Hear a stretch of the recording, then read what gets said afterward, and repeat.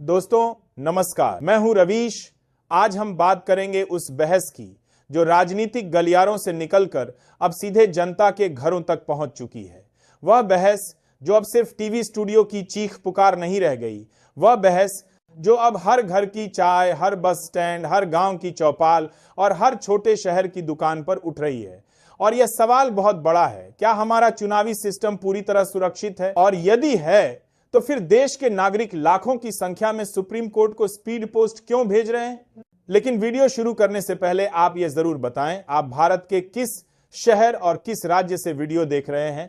लेकिन उससे पहले वीडियो को लाइक और चैनल को सब्सक्राइब जरूर कर दें।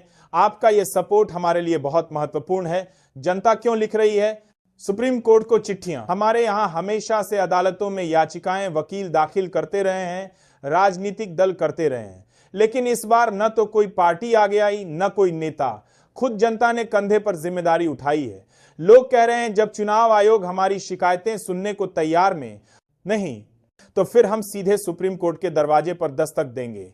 और यह कोई 10-20 चिट्ठियां नहीं है, यह संख्या अब हजारों में पहुंच चुकी है और रुकने का नाम नहीं ले रही। लोग कानूनी आधारों पर सवाल भेज रहे हैं। साफ लिखा जा रहा है कि ईवीएम की प्रक्रिया में ऐसी कमियां हैं जिन्हें जांचे बिना लोकतंत्र सुरक्षित नहीं रह सकता।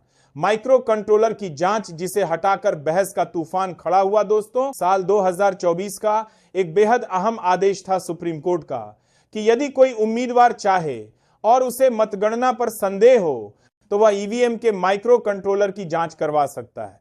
अब आप समझिए, माइक्रो कंट्रोलर ईवीएम का असली दिमाग है। यही वो हिस्सा है जो तय करता है कि कौन सा बटन दबा और वह वोट किस पार्टी के नाम रिकॉर्ड हुआ। यही वह जगह है जहां कोई गड़बड़ी हो सकती है।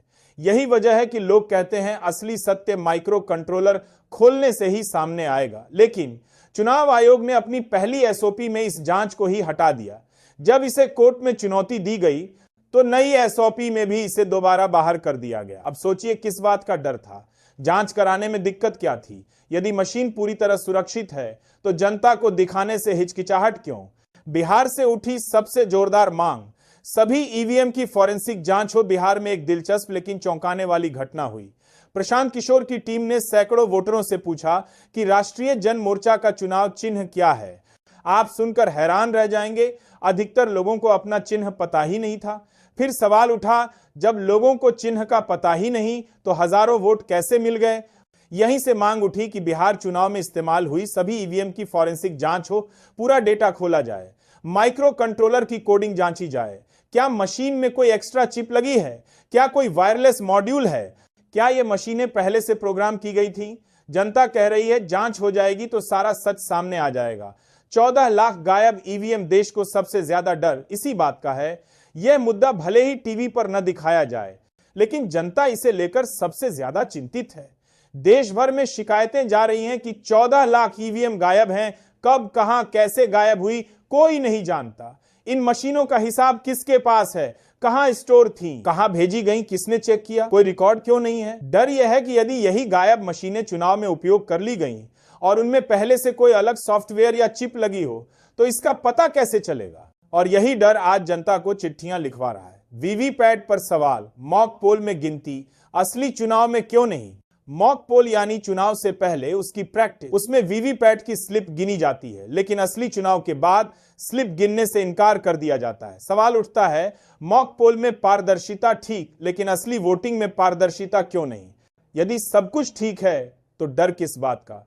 एसआईआर का दबाव और बीएलओ की मौतें, कर्मचारी कह रहे हैं हम नहीं करेंगे। केरल में एक बीएलओ की मौत, तमिलनाडु में विरोध, कर्नाटक, महाराष्ट्र में कर्मचारियों का गुस्सा। हर जगह एक ही बात, हमसे कागजी सर्वे के नाम पर असहनीय दबाव डाला जा रहा है। एक ही डेटा बार बार मांगा जा रहा है। हर रोज कॉल, हर रोज धमकियां, हर रोज डेडलाइन। कर्मचारी पूछ रहे हैं आखिर इतनी जल्दी क्यों?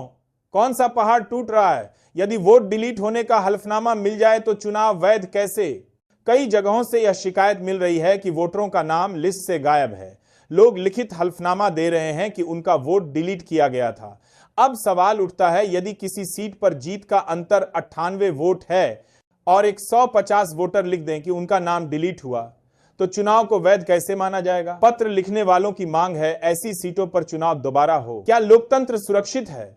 यही सबसे बड़ा सवाल खड़ा हो गया है।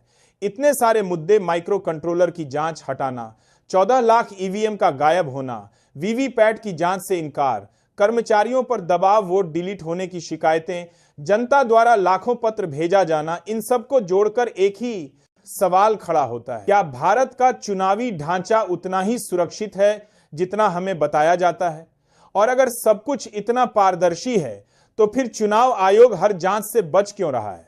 दोस्तों, यह लड़ाई अब विपक्ष और सरकार की नहीं रह गई। यह लड़ाई जनता की है और जनता ही इसे अंजाम तक पहुंचाएगी।